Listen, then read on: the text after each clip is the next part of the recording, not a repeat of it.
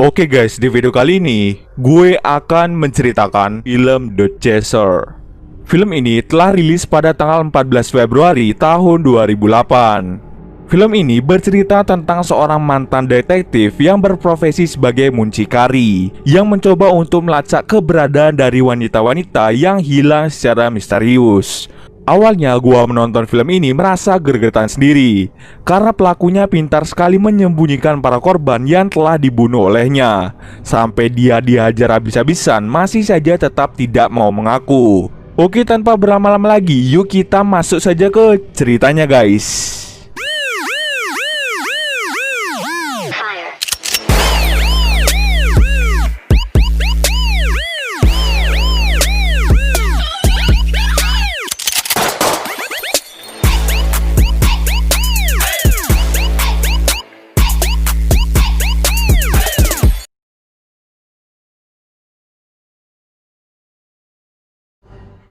Film ini diawali dengan memperlihatkan seorang pria bernama Jung Ho yang memiliki bisnis penyewaan PSK atau penyewaan pelacur.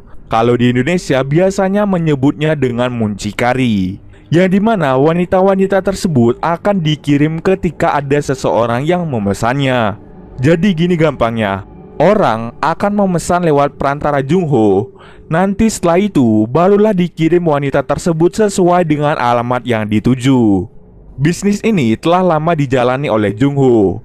Dulu Jung Ho adalah seorang detektif handal. Namun karena Jung Ho ini ketahuan memiliki bisnis seperti ini, akhirnya si Jung Ho diberhentikan menjadi detektif. Karena diberhentikan, akhirnya Jung Ho lebih memilih untuk mengembangkan bisnisnya sendiri. Sampai pada suatu hari, ada salah satu pelanggan yang ingin menyewa wanita. Jung Ho lalu mengirimkan seorang wanita untuk datang ke pelanggan tersebut. Ketika si wanita ini bertemu dengan pelanggannya, akhirnya si pelanggan mengajak ke rumahnya untuk enak-enak. Setelah sampai di sana, akhirnya mereka berdua turun dari mobil untuk menuju ke rumah pelanggan. Namun anehnya, wanita itu tidak kunjung kembali dan membiarkan mobilnya dalam keadaan tidak terurus selama beberapa hari. Nah, di sini mulai ada yang aneh. Kemana wanita itu pergi? Di sisi lain, ternyata Jung Ho mencari si wanita yang hilang ini. Sampai pada akhirnya si Jung Ho berhasil menemukan mobil milik wanita tadi di daerah distrik Mangwon. Di sini Jung Ho mengira bahwa si wanita berkhianat dari bisnisnya. Akhirnya Jung Ho pun memutuskan untuk kembali ke kantornya. Di kantornya, ternyata si Jung Ho berkata tidak hanya satu wanita saja yang hilang, melainkan sudah ada dua wanita yang tidak kunjung kembali. Hal tersebut membuat dirinya kehilangan pendapatan. Si Jung Ho ternyata memiliki satu partner yang bernama Dungu. Ketika Jung Ho sedang keluar, dirinya mendapatkan telepon dari si Dungu yang mengatakan bahwa ada seseorang yang terus menolak atau tidak cocok dengan gadis-gadis yang dikirim. Dan kini tidak ada gadis yang tersisa. Tak lama setelah itu, Jung Ho menjawab bahwa masih ada gadis lagi yang bernama Mi Jin. Namun ternyata Mi Jin jatuh sakit dan diharuskan untuk beristirahat. Karena si Jung Ho ini tidak ingin kehilangan pelanggannya, yaitu semua demi duit, akhirnya dirinya menelpon Mi Jin untuk segera menyuruhnya menemui si pelanggan. Pada akhirnya Mi Jin langsung bergegas untuk menemui pelanggannya. Jung Ho yang baru sampai di kantornya kaget melihat ponsel kantornya yang berisi nomor 4885. Dirinya tidak asing dengan nomor tersebut. Setelah dicek, ternyata benar saja sudah ada dua wanita yang sebelumnya sudah dikirim ke alamat distrik Mangwon. Namun kedua wanita yang dipesan sebelumnya tidak kunjung kembali. Dan sekarang Mi Jin telah dikirim ke alamat yang sama untuk menemui pelanggan dengan nomor 4885 ini. Mengetahui hal tersebut membuat si Jung Ho mengira bahwa wanita-wanita itu dijual oleh si pemilik nomor ini. Takut si Mi Jin kenapa-napa, akhirnya Jung Ho langsung menelpon Mi Jin dan menyuruhnya untuk memberitahukan alamat dari pemilik nomor tadi. Di sisi lain, Mi Jin telah sampai ke rumah si pelanggan ini. Dirinya lalu mengingat alamat rumahnya yang nantinya akan diberikan kepada si Jung Ho. Ketika sampai di dalam, si Mi Jin beralasan ingin mandi terlebih dahulu. Padahal dirinya ingin mengirimkan pesan kepada si Jung Ho untuk memberitahukan alamatnya. Namun tidak diduga-duga, di tempat itu tidak terdapat sinyal sama sekali, sehingga membuat Mi-jin tidak bisa mengirim pesan. Ketika sudah selesai berpura-pura, dirinya beralasan lagi bahwa pengamannya ketinggalan. Namun di saat ingin keluar, ternyata pintunya telah digembok, sehingga membuat Mi-jin tidak bisa keluar dari tempat itu. Pada akhirnya, si orang misterius ini mengikat kaki tangan Mi-jin dan akan segera membunuhnya. Ternyata pria ini merupakan psikopat ganas yang telah membunuh banyak orang dan dikuburkan di halaman depan rumahnya. Banyak orang yang sudah melaporkan kejadian ini pada polisi setempat, namun pelakunya tidak kunjung ketemu. Tidak lama setelah itu, akhirnya kepalanya dipukul menggunakan pahatan dan juga palu. Di saat bersamaan, tiba-tiba ada tamu yang datang ke rumahnya. Hal tersebut membuat dirinya keluar untuk menemui tamu tersebut. Lantas, orang misterius ini langsung membawa mereka berdua untuk masuk ke dalam rumahnya. Dan tak lama setelah itu, lagi-lagi si orang misterius ini membunuh keduanya. Mereka bertiga lalu ditaruh begitu saja di kamar mandi. Akan tetapi, ternyata si Mi-jin belum benar-benar mati. Setelah menaruh mereka begitu saja, orang misterius ini lalu pergi menggunakan mobil. Di sisi lain, Jung-ho sedang menunggu pesan dari Mi-jin untuk mengetahui alamat si orang misterius ini. Berjam-jam Jung-ho menunggu kabar darinya, namun tidak kunjung mendapatkan pesan. Jung-ho pun merasa ada yang janggal dengan orang misterius ini. Lalu dirinya memutuskan untuk berkeliling jalan sambil bertanya-tanya kepada orang di sekitar. Tidak lama setelah itu, akhirnya Jung-ho mengalami tabrakan dengan si orang misterius ini. Si Jung-ho kemudian turun dan melihat kemejanya terdapat darah segar. Curiga dengan orang ini, si Jung-ho lalu menelpon nomor yang belakangnya 4885. Dan betul saja, nomor itu mengarah pada dirinya. Tak lama setelah itu, orang misterius ini langsung kabur dari Jung-ho. Terjadi kejar-kejaran antara mereka. Pada akhirnya, si Jung-ho berhasil menangkap orang ini dan membuat orang ini babak belur. Setelah itu, Jung-ho mau membawanya ke mobil. Namun tiba-tiba seorang polisi datang dan curiga dengan Jung-ho dan orang misterius ini. Lalu polisi membawa mereka ke kantor polisi. Ketika di kantor, Jung-ho mencoba menelpon rekannya yang bernama Gil-woo yang juga menjadi polisi. Namun di sisi lain ternyata temannya sibuk karena temannya sedang menjaga wali kota yang tengah berkunjung ke Seoul. Tiba-tiba ada seseorang yang melemparkan kotoran kepada wali kota tersebut. Polisi lalu bergegas untuk menangkap si pelaku pelempar kotoran. Di kantor polisi, saat polisi menginterogasi orang misterius ini, terungkap bahwa orang ini telah melakukan pembunuhan sebanyak 9 orang. Tidak hanya itu saja, terungkap bahwa nama orang misterius ini adalah Yong-min. Lalu tiba-tiba Gil-woo datang untuk menjemput Jung-ho yang telah ditangkap oleh polisi tadi. Lalu mereka membawa Yong-min pergi ke kantor pusat.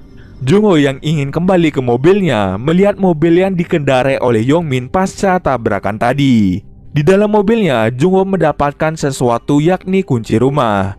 Namun anehnya di situ ada banyak sekali kunci-kunci yang ada. Setelah itu, Jung-ho menelpon Dung-woo yakni partnernya untuk mencari rumah Yong-min dengan menggunakan kunci-kunci tadi. Terpaksa deh si Dung-woo mulai mencari satu persatu rumah yang cocok dengan salah satu kunci.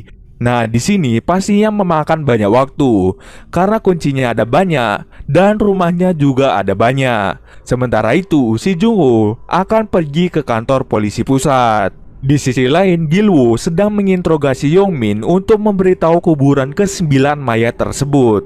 Namun di sini Yong-min mengaku bukan 9 mayat, melainkan ada 12 mayat yang telah ia bunuh.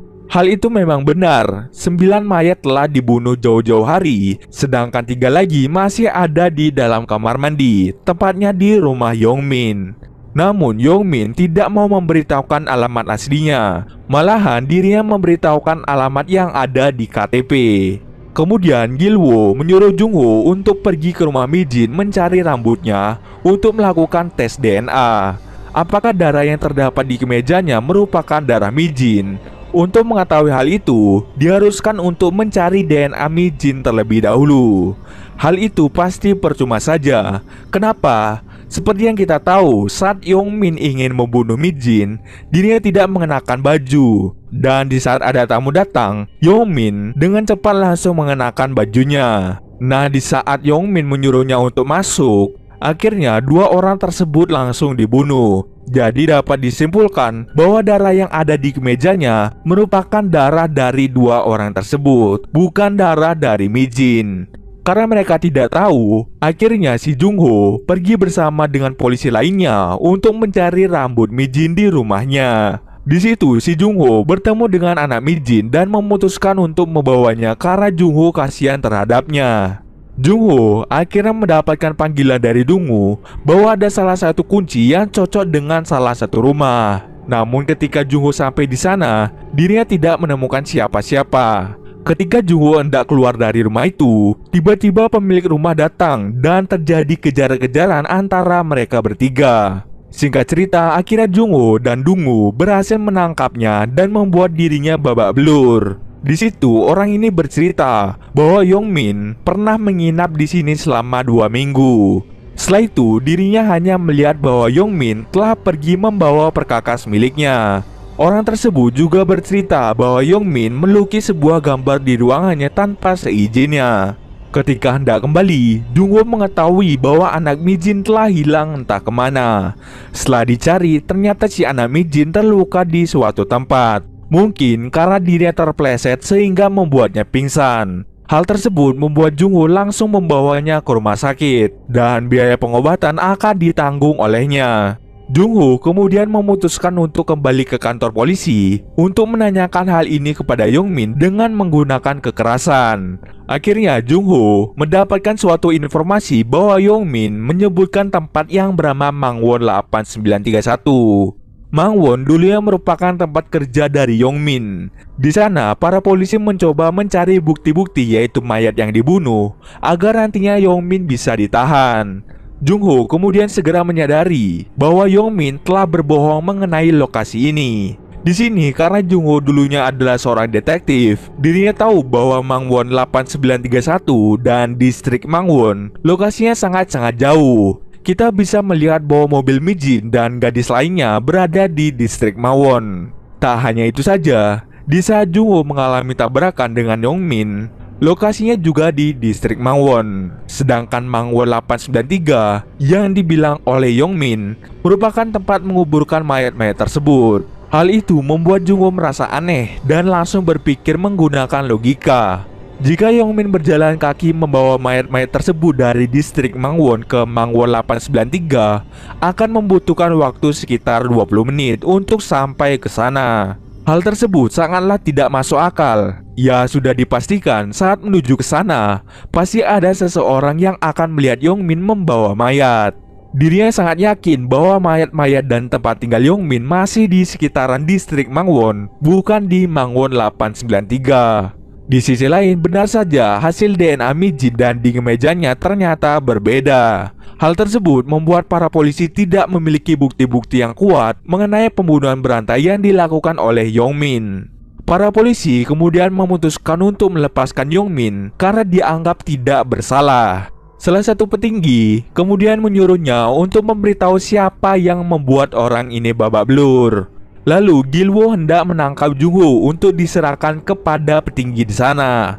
Gil-woo kemudian berbicara kepada Jung-ho, kita harus merelakan dan membebaskan kasusnya Yongmin. Tak lama setelah itu, terjadi aksi kejar-kejaran antara mereka semua. Pada akhirnya karena kalah jumlah, Jung-ho pun tertangkap dan akan dibawa ke petinggi. Di perjalanan, Jung-ho sengaja menendang kursi sopir dan membuat mobilnya oleng menabrak pohon. Hal tersebut membuat Jung-ho memiliki kesempatan untuk kabur dari sana. Namun sebelum pergi, dirinya meminta kepada salah satu polisi untuk membukakan borgol yang ada di tangannya. Jung-ho kemudian bertanya kepada polisi itu di mana Yongmin berada. Polisi tersebut lalu menjawabnya bahwa Yongmin telah bebas karena dinyatakan tidak bersalah. Jung-ho yang mendengar hal tersebut lalu bergegas pergi ke daerah distrik Mangwon untuk mencari Yongmin. Di sini Jung-ho yakin bahwa Mi-jin masih hidup. Di sisi lain, Mi-jin yang terluka di rumah Yongmin mencoba membebaskan diri menggunakan pecahan lantai untuk memotong tali yang mengikat tangannya. Hal tersebut ternyata berhasil dan membuatnya bebas dari rumah tersebut. Tidak lama setelah itu, dirinya berlari ke sebuah toko untuk menelpon Jung-ho untuk memberitahukan lokasinya berada. Namun ternyata Jung-ho tidak mendengarkan bahwa ponselnya berdering. Karena tidak diangkat oleh Jung-ho, akhirnya Mi-jin hanya mengirimkan pesan kepada Jung-ho untuk memberitahukan bahwa ada sesuatu yang penting. Tiba-tiba Yongmin datang ke toko yang sama untuk membeli rokok. Penjaga toko kemudian bercerita tentang wanita yang berdarah-darah yang datang ke tokonya. Si penjaga menyuruh Yongmin untuk melindungi mereka karena takut si pembunuh itu akan datang ke tokonya. Mendengar hal itu, Yongmin segera menyadari bahwa wanita yang dimaksud adalah Mi-jin yang berhasil kabur dari rumahnya. Yongmin kemudian meminta palu kepada penjaga tokonya. Penjaga tokonya berpikiran bahwa palu tersebut akan digunakan untuk menjaga mereka. Namun nyatanya palu tersebut digunakan untuk membunuh dirinya. Tidak hanya itu saja, Yongmin langsung ke belakang untuk mencari Mi-jin. Ketika sudah bertemu, Yongmin tidak segan-segan langsung membunuh Mi-jin di tempat dengan sangat sadis. Setelah itu, kepala Mi-jin dibawa pulang oleh Yongmin. Di sisi lain, ternyata ada detektif yang mengikuti Yongmin dari belakang. Detektif itu merasa curiga bahwa Yongmin tidak kunjung keluar dari toko tersebut. Ketika dicek, benar saja ada orang meninggal di tempat tersebut. Entah bagaimana Yongmin pergi dari toko itu, mungkin dirinya keluar lewat pintu belakang. Pokoknya antara si detektif atau Yongmin tidak bertemu sama sekali. Hal tersebut langsung membuat si detektif langsung menelpon polisi untuk segera datang ke toko tersebut. Jung-ho yang melihat bahwa terdapat ramai polisi lalu mulai menghampirinya. Dan benar saja dirinya melihat Mi-jin telah tewas mengenaskan. Namun para polisi tidak mengizinkan Jung-ho untuk mendekat ke TKP. Dirinya langsung bersedih karena hal tersebut. Mungkin Jung-ho bersedih karena Mi-jin memiliki anak yang masih kecil. Setelah itu Jung-ho kembali ke rumah sakit untuk mengecek keadaan anak Mi-jin. Ketika malam hari, akhirnya Jung-ho kembali lagi ke toko, di mana tempat itu merupakan tempat pembunuhan Mi-jin. Ketika Jung-ho melihat teleponnya tergeletak, akhirnya diri sadar bahwa Mi-jin sempat menghubungi Jung-ho sebelumnya. Dirinya kemudian mengecek pesan terakhir dari Mi-jin untuk Jung-ho. Di situ terungkap bahwa Mi-jin sebenarnya ingin berhenti dan tidak ingin melakukan pekerjaan ini lagi, karena itu akan membahayakan dirinya sendiri. Mi-jin ingin bekerja yang halal demi menghidupi anaknya yang masih kecil. Lebih baik bekerja yang halal daripada terjerumus ke hal-hal yang tidak baik yang akan membahayakan diri sendiri. Di situ akhirnya Jung-ho tersadar bahwa uang bukanlah segalanya. Kebahagiaan itulah yang nomor satu. Akhirnya Jung-ho memutuskan untuk mencari Yongmin. Ketika Jung-ho melewati sebuah gereja, dirinya ingat akan suatu hal. Salib yang ada di situ mirip sekali dengan gambaran yang waktu itu ada di rumah seseorang. Jung-ho lalu memutuskan untuk masuk ke dalam untuk menanyakan tentang identitas Yongmin. Pada akhirnya Jung-ho berhasil mendapatkan informasi mengenai tempat tinggal Yongmin. Di sisi lain, Yongmin sedang menguburkan dua mayat yang ada di kamar mandi rumahnya. Ketika selesai menguburkannya, dirinya menggunakan pakaian jas seperti ingin pergi ke suatu tempat. Setelah itu, tibalah Jung-ho di depan rumah Yongmin. Ketika ingin mengebel rumah tersebut, dirinya ingat bahwa dirinya masih memegang kunci rumah milik Yongmin. Tapi sebelum Jung-ho masuk, dirinya menelpon Gil-woo untuk memberitahukan alamat Yongmin yang sebenarnya. Dan jika Jung-ho tidak kunjung kembali, maka Jung-ho dipastikan sudah tewas. Akhirnya bertemulah mereka berdua.